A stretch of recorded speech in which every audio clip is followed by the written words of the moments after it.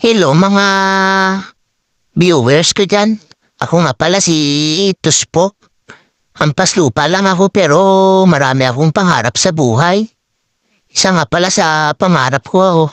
Pag nakaluwag-luwag pagdating ng araw makapagbatay ako ng sarili kong motel.